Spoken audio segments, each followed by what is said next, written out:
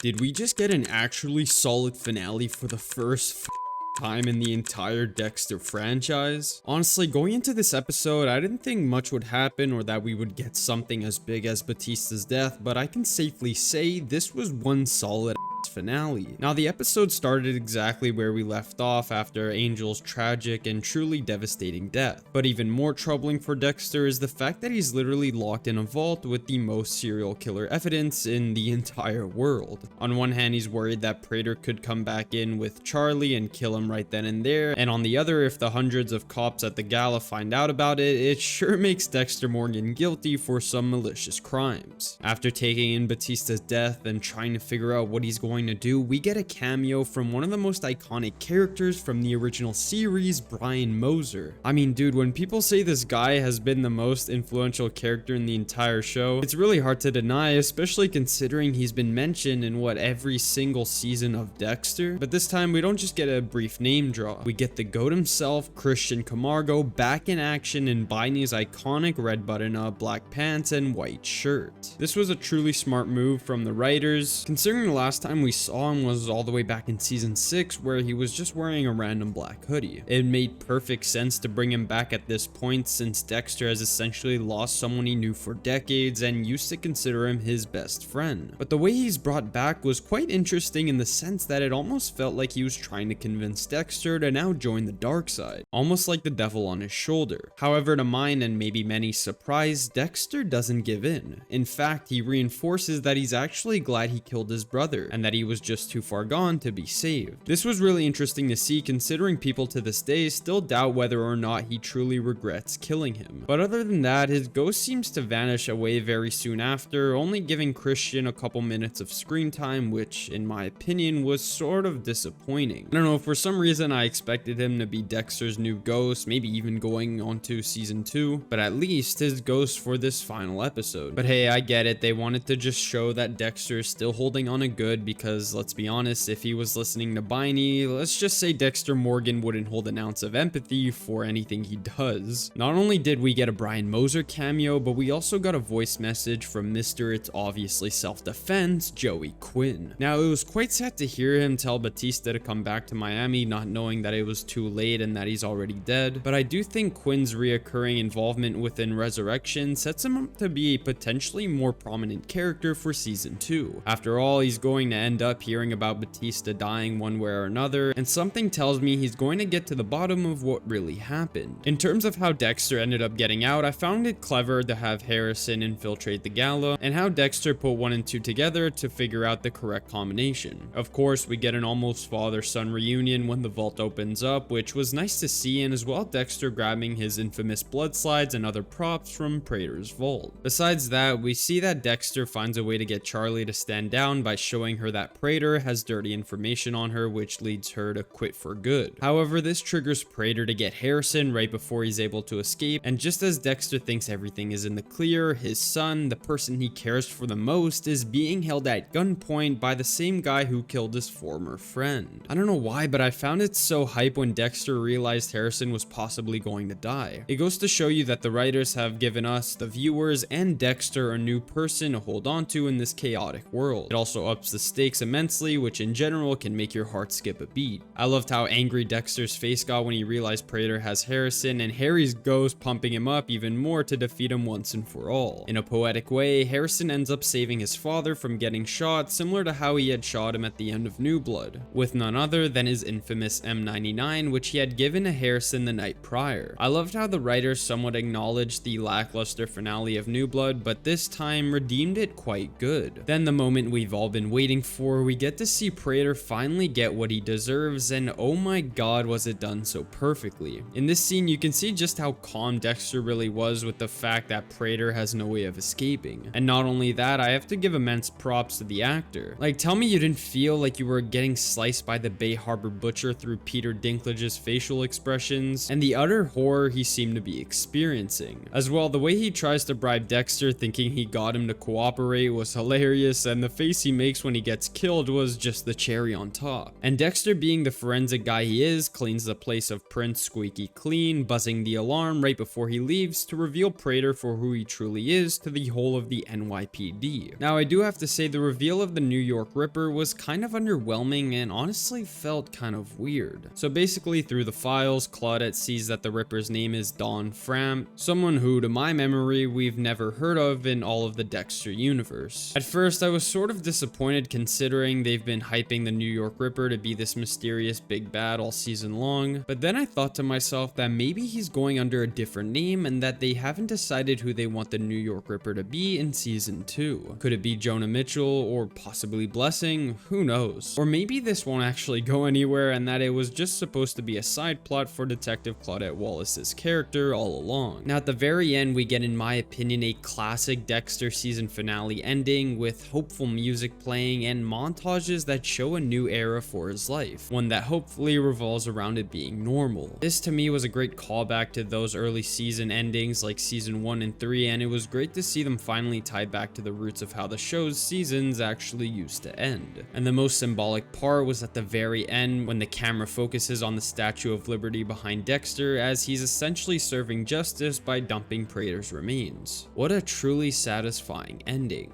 If you want to dive even deeper into these theories and reviews that will be about season 2 with exclusive videos, guaranteed replies, and your name featured at the end of every upload, you can become a channel member for just $2.99. It helps out a ton and keeps this content going. Don't forget to like and subscribe and drop your own thoughts and theories in the comments down below. And if you want to keep the conversation going, hop into the Discord where we talk about all your favorite shows and media. Thanks so much for watching, and I'll see you all next time.